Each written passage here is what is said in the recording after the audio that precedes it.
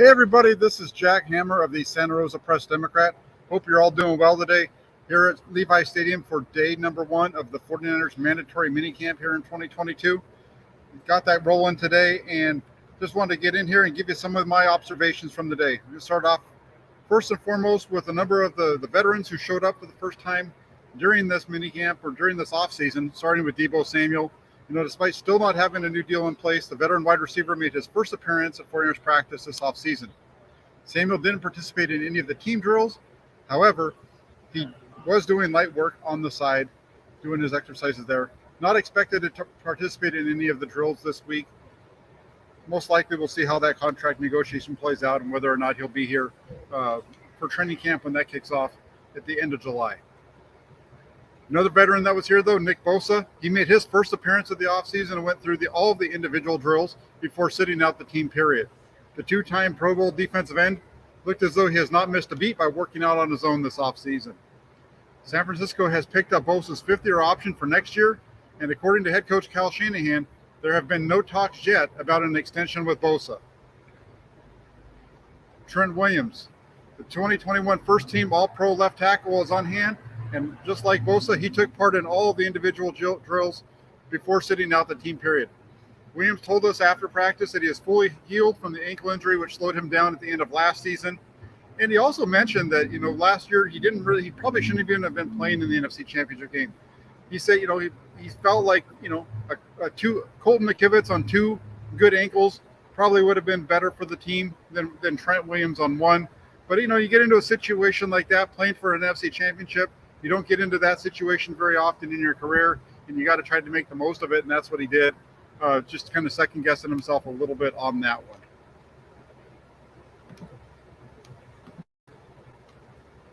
As far as the rookies go, Danny Gray, if you remember, Danny Gray was not on the field during OTAs last week. He was held out again today, and according to Kyle Shanahan, Gray tweaked his hamstring last week. Gray, is expected to bring speed to that wide receiver room, and it's going to be interesting to see what happens if this hamstring issue continues to carry on throughout this offseason with him and is still around once training camp hits. So we got to keep an eye on Danny Gray and the hamstrings there, especially for a speedy guy like that. D. Ford is another one.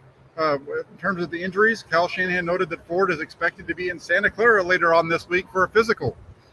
Once the veteran is deemed healthy, he's likely to be moved off the 49ers roster. But the news there is that Shanahan expects him to be in Santa Clara this week to get that physical and try to get him cleared and allow him to move on to either his new team or potentially retirement there for D. Ford. Ambry Thomas, the second-year cornerback, replaced Charvarius Ward at cornerback for the second practice in a row, and he held up well. San Francisco's taking it easy with Ward. The veteran free agent signing has performed well all throughout the early session of off-season workouts. The team's just trying to give him a little bit of a break, so that's why Ward wasn't on the field. But Thomas held up well in coverage today and looks to be stepping in right from where he finished off last season, as the starting cornerback on the one side. He'll probably be a backup here as long as Mosley and Ward are healthy, but that's good. A good sign for the depth of this 49ers defensive backfield. Moving on to the offensive line, Jake Brendel. The veteran center continues to get all the snaps with the 49ers first team. And, while many of us who follow the 49ers know little about Brendel, haven't really seen a whole lot about him, it was offensive line coach Chris Verster who pushed for San Francisco to bring him into San Francisco prior to the 2020 season. Now, Brendel didn't participate that season. He opted out late in the offseason due to the COVID-19 concerns.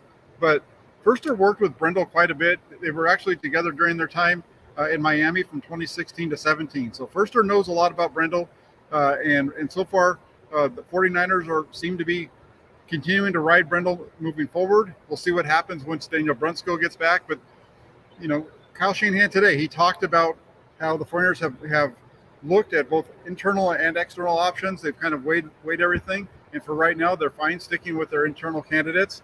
And, Brendel has somebody in-house that's definitely believes in him, in Verster, and the rest of the team seems to be coming along with that as well. Really quick before I move on to the next one, just want to shout out a couple of folks over in the comment section. We have Brian Cope, who is one of the members of the Toolbox. Good to have you on board there, Brian. He says, "What's up, Jack? Hey, it's a good day here in Santa Clara. Good practice this morning, and looking forward to the rest of the week. And then Adrian says, "What's up, Jack and everyone? Good clips from training camp today. Thank you very much." Yeah, tried to focus today on the quarterbacks. They had a little bit of a shorter warm-up period than what we've seen in the past, and then got over and was able to get some video of the defensive linemen as well, going through other work. So that was really interesting. And like I said before, it was interesting to see Nick Bosa and Trent Williams, two guys who hadn't participated throughout any of the mini camps or OTA practices yet, show up today and be full goes in terms of dressed out, going through all the individual drills. They didn't work during the team period, but that's not anything really all that new. Nick Bosa, he usually ramps up slowly once he gets back. And Trent Williams, he hasn't been out here running around with the guys, so it makes sense for them to kind of take it easy on their first day back. Adrian asked a question, and this is not in my report, the stuff I'm going to talk about. So thank you for the question there, Adrian. He asked if Javon Kinlaw practiced today. He did not. Kinlaw is working his way back from the knee surgery and coming back. So he's on a plan, I think, very similar to Michael Vinci. Don't expect to see him working out with the team during the offseason. I think we'll see him when the team comes back for training camp. That'll be our first glimpse of Javon Kinlaw with the rest of the team. He was working on the side field, doing some light work on the side with Deebo Samuel and such. So that's correct. So he was out there, but not with the team. And then Tua asked if I saw Trey complete his 14 of 18. I did. And those 4 touchdowns were nice, all coming during a red zone period. And we'll get to that in just a minute. But before we get there, I want to get into Brandon Aiyuk. The third-year wideout was targeted a team-high 6 times on the day, and he came away with 4 receptions. During a 7-on-7 session deep in the red zone, Aiyuk was able to come down with a couple of touchdowns. The first one on a quick throw to the right side, in the right flat, actually, from Lance. Caught that, turned it up, and was able to get into the right corner of the end zone. The next one came after Aiyuk was able to run a stick route on the left side. He was able to sit down in the zone between a couple of defenders, and Trey Lance hit him there for a touchdown. The lone turnover of the day, though, was also something that Aiyuk played a key role in. He was running an out route towards the right sidelines. Trey Lance took a shot at him. They had Kader Holman in coverage, and Lance was able to fit it in there just past the outstretched hand of Coleman, hit Aiyuk directly in the hands, bounced off of his hands, and Holman was able to snatch the ball in the air for a touchback for the interception. So the one interception on Lance today, and that's really because the receiver couldn't hold on the ball. It's going to be a tough contested catch. Holman was right there, like I said, but that ball got into his hands, to Aiyuk's hands, and it should have been a reception for a touchdown. Instead, it went the other way and an interception. Aiyuk did come back, though, from that negative play during team drills. Ran right past the Amador Lenore up the right sideline. It was just a go route. Was able to fake him inside, get to his outside shoulder, sprint past him, and Nate Sudfeld laid it out there perfectly for him, and he was able to come down with a nice catch along the right sideline. So a nice comeback for Aiyuk. He had the one drop, but other than that, it was pretty good. He had another one earlier in the team period where Lance was forced to move out of the pocket, out to his right, put the ball on him. It was kind of in between a drop by Aiyuk and a pass breakup by Emmanuel Mosley, and we'll get to that one here in a minute as well. Juan Jennings had a solid day. It was really good. He was able to he had 5 passes come his way, was targeted 5 times, caught all 5 of those, including 3 for touchdowns during a 7-on-7 period. This was deep in the red zone. During a 3rd down period later in practice, Jennings was able to get loose, and Trey Lance hit him to convert for the first down. Kyle Shanahan noted after practice that Jennings is way ahead of where he was this time a year ago. This is the first time in Jennings' career that they've had a full off-season program. 2020 was the COVID year. Last year was still dealing with COVID a little bit to a certain extent. So this is the first. They've had a little bit more practice this year, and right now Jennings is way ahead of where he was a season ago. So good news there. And Jennings definitely looks like that solid third option that a lot of us thought we'd be seeing out of him, and we saw out of him at the end of last season. Drake Jackson, the rookie, the first picked in the draft. He received some applause from Nick Bosa and the rest of the 49ers defensive linemen after a strong rep during individual work. However, that didn't carry over to the team period of practice. Jackson was held in place on 3 straight pass rushes by undrafted free agent rookie Sam Schluter. Schluter is an undrafted free agent rookie, like I said, out of the University of Minnesota. and he was able to handle him really well. He just was able to hold that speed, get in between Jackson, the quarterback, and held up well there. And then also Jalen Moore, the second-year offensive tackle, he was also able to get the best of a one-on-one matchup with Jackson during a tough four-play stretch for the rookie during team period today, the second half of that team period that they went through. Moore was able to get the better of Jackson. He struggled against Kerry Hyder. He's the second-year offensive lineman, Jalen Moore. He's held up well when he's been playing inside a guard. He's done really well inside. But then when they put him out on the edge at a tackle, he struggled in pass protection. He's done that throughout the offseason program. Today, like I said, it was veteran defensive end Kerry Hyder. He was able to use his speed, just get right to Moore's outside shoulder, run right around him, and he would have drilled Trey Lance if it wasn't for the controlled environment that they're in. Lance was able to slide to his left and get away from him a little bit and complete the pass, but the only reason he was able to do that was because Hyder, once he got around the edge and had the straight line at him, let up, and then obviously wasn't going to go into his quarterback. So pretty tough rep there. That's tough with Moore. He's been much better on the inside than on the outside. I would continue to see that moving on as we go forward.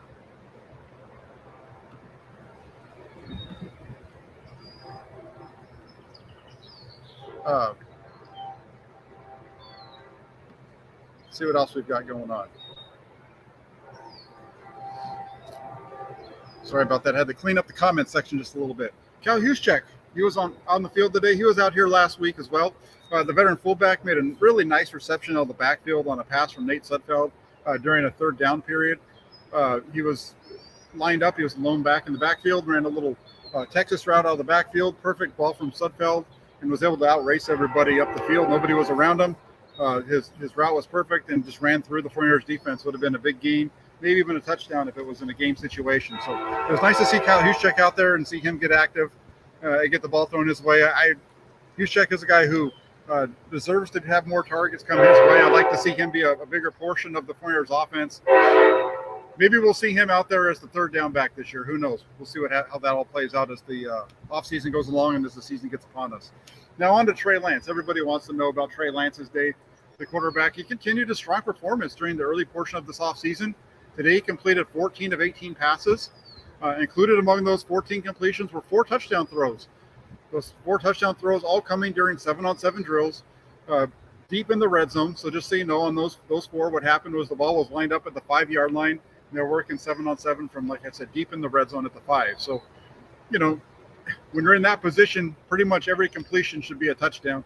Just to give you an idea, not to take anything away from Lance, but Nate Sudfeld came out, and after the 4 reps that Trey Lance had in the 7-on-7 red zone period, Nate Sudfeld came in and he completed all 4 of his passes. All 4 were touchdowns. So when you hear about Lance getting 4 touchdown throws today, that's nice. It's good to see him getting those completions. It's also important to understand that was 7-on-7 with no rush, nobody in front of him to make him have to move around, and the ball was already lined up at the 5, so it wasn't like it was deep down the field. But he had a couple of nice throws during that period.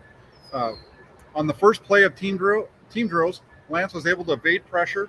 They had pressure all around him. He stepped up, moved out of the pocket to his right, and he threw a strike to Brandon Aiyuk. Aiyuk was kind of coming back to him. The receiver wasn't able to hold on the ball. Like I said, Emmanuel Mosley was there. It was kind of in between a drop and a pass breakup by Mosley. But it was really nice to see some pressure around Lance and see him be able to move and find an open receiver and stick it on him. It was really a nice ball by Lance. But Lance's best throw of the day, it was a strike down the middle of the field to tight end Tanner Hudson. We talked about this last week. We saw Lance do something like do this, right? Had a nice throw deep down the middle for a completion to Ross Dwelly last week. Today, that throw was to Tanner Hudson. Lance got the ball out of his hand quickly, hit his back step, stepped into it, drilled it down the middle of the field, and Hudson made a terrific catch. I had to kind of lay out for it, but was able to bring it in between the coverage of linebacker Curtis Robinson and safety Jimmy Ward. So really nice throw right there by Trey Lance. And if you was going to say anything of a concern when it comes to Lance's performance today, it was a deep throw that he had down the middle to Marcus Johnson early during the team period. There was a slight breeze this morning going against the wind. Lance tried to air one out deep down the middle of the field, and the ball just really wobbled out of his hand. It's one of those things when it's really windy like it is today and you're throwing against the wind in particular. If you have any kind of wobble on the ball, that wind is going to catch it It did today. Ball hung up in the air and before following him incomplete. So if there was any negative, like I said, it would be that. But when you go 14 of 18 on the day, you're kind of starting to nitpick a little bit. Especially when you look at the 14 of 18 and you have maybe 2 of those being bad passes, and one of them was a pass that should have been caught, and another one was right on the money to the receiver and the DB and the receiver. Between the 2 of them, the ball fell to the ground. So it was a really good day again for Trey Lance. He's been strong throughout the offseason so far. Been strong today in his first day of mandatory minicamp. So it's going to be a lot of fun to see how Trey Lance continues to progress throughout this off-season workouts.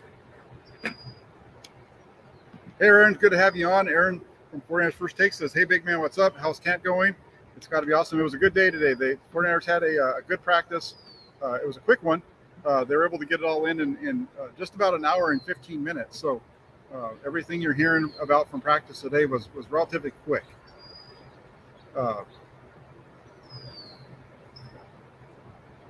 Really, before we move on to the other stuff, Bay Area Baller, what's up, Eric? He says, what's up, Jack? How did Hufanga and Odom look? Is Hufanga a lock to start?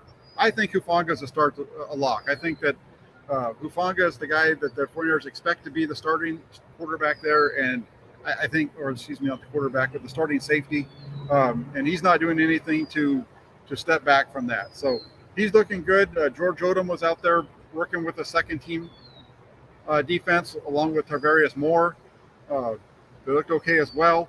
But I think Hufanga is the guy there, and I didn't put him into the write-up today, but he looked pretty good. And then Adrian asked about Trey Lance. Is he adjusting the velocity of his throws? How are his touch passes? There's definitely seems to be a little bit more touch to the ball. He was really strong. Everything that I saw him throw today was on the mark, especially even during the early portion of practice. Sometimes it's not quite as crisp. Today he was, and put the ball right on plate on the hands of the receivers out there. Really good job from Trey Lance today, and he definitely seems to have been able to change the pace of his passes a little bit here as they get into this into the offseason program.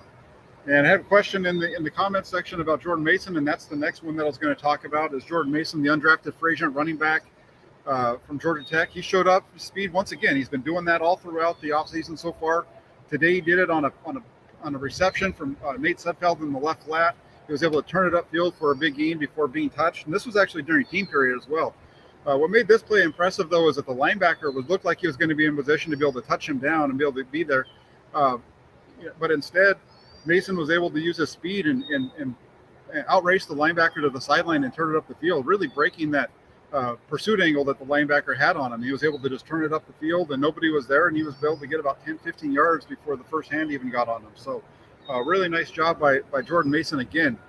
Just continues to show the speed and the athleticism, and it's going to be definitely somebody to keep an eye on. And at the same time as we're talking about Jordan Mason, I'm still kind of waiting for my first sighting of Tyrion Davis-Price. We'll see what happens out there with him. But I haven't really seen anything from the other rookie running back as of yet. But sticking on the running back on the rookies, Samuel Womack, the 5th round selection. He continues to get a lot of work in the slot. He got a lot last week. Didn't get much the first week of OTAs. Got a lot last week, and he got a lot today. There was one play in particular. I don't remember who the receiver was, but Womack got beat off the line of scrimmage. Even though he was beaten off the line of scrimmage, Womack was able to get his hands on the man, and he was able to stick with them, chase him up the field, and as soon as the receiver went to break inside, he was able to undercut the in-breaking route. It was right in position to make the play. That was the ball actually ended up going deep to Brandon Aiyuk down the right sideline. But just a really nice play there by Womack, and he, when you look at Samuel Womack, you look at his film and you look at him here on the field in Santa Clara, and he has the man coverage skills needed to play inside. I don't think there's any question on that. If you line him up in the slot, he's going to be able to handle his own covering from in there. The only question that I have, and maybe a question in the coaches' minds, I don't know. We'll find that out as the offseason program goes along. But is Womack big enough to be able to fit in the run game? And he needs to improve his feel a little bit in zone coverage inside. He was pretty good in college in the zone coverage on the outside. It's a little bit different, though, when you have to cover in and out, in that slot. So we'll see how Womack progresses. But he's looking really solid, and it was interesting to see him again today be the first man off the bench in the slot. You still have Darquez Denard getting the reps with the starters, Womack getting the reps with the second unit, and he's looking pretty solid as well. And then last but not least, want to go back to the running backs and talk about Trey Sermon a little bit. Last week I was kind of hard on him with the fumble that he had, and he wasn't really showing a whole lot. Today, didn't get his number called a lot, only twice. Sermon got the ball once on a run, and the other time was a nice pass. And on the pass, he was able to get it out of the backfield, and Nate Sudfeld hit him in stride. He was able to turn it up and get in the end zone for a touchdown. That was during the red zone 7-on-7 period. So Sermon with a positive play today. I wanted to make sure that we mention that because he has struggled a little bit, it seems like, in this offseason period. So good to see Trey Sermon getting into the end zone today. So Art the Collector, I like this one. It's a good question because he asks how did Kimoko Ture look? Ture's a beast. He's a solid defensive end. He's fast. You see the explosiveness off of the edge from Ture. He was able to bust around the edge today. It was kind of a mismatch. He was matched up against Alfredo Gutierrez, able to get around the edge and just sort of completely blasted the quarterback. But he's looking good. He looks solid. He's quick, and that's the number one thing. You look at him in film and stuff, and he's fast off the ball, and you're seeing that out here on the field. So really good there from Kimoko Ture. You're welcome, Josh. I appreciate it.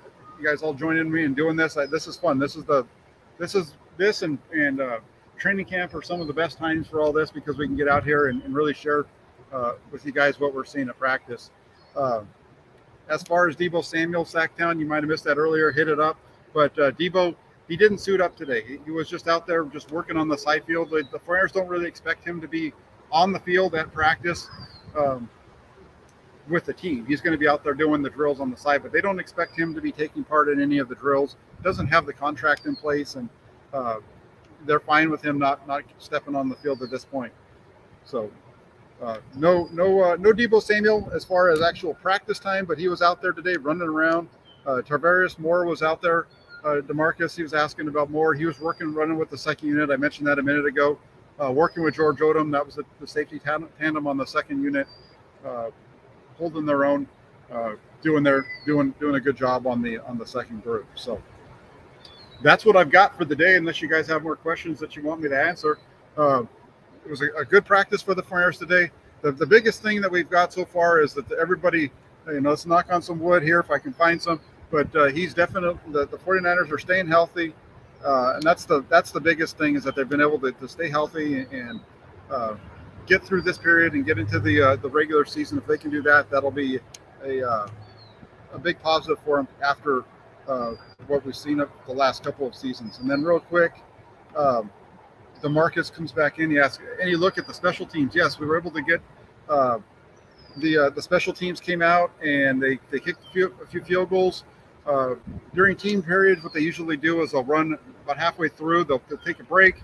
They'll line up pull the goalpost out into the middle of the field, and they'll kick some field goals. Robbie Gould was 4 of 4 today. Hit one of them from further out.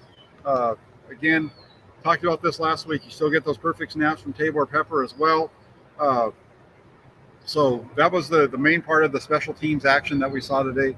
They also do some in the beginning of practice where they've got for example, the gunners are working on their stuff and so on and so forth. So that was taking place though in the beginning. I didn't really pay attention to that. I was getting around to film the quarterbacks during their warm-up period before the start of practice. So how about our other O linemen or D linemen, excuse me. Sacktown, as he says, he wants to know about Charles Amenahu, Maurice Hurst, Jordan Willis, Hassan Ridgeway. Well, real quick, since you asked me, Mo Hurst had a really nice play today where he was able to, it was early in the team period, he was able to get into the offensive lineman. He was able to shed him and get into the backfield, and he would have been in position to drop Jordan Mason for a loss there. Mason was able to sidestep him and get around him a couple of times, but that's partly because Hurst wasn't able to wrap him up. So, but Hurst was looking good. The 49ers didn't see a whole lot of Willis and Ridgeway today. I'll keep a little bit better eye on the defensive line group tomorrow for you during the team period. to get you guys a little bit more of a update on how that group looks. So we'll see how it works out.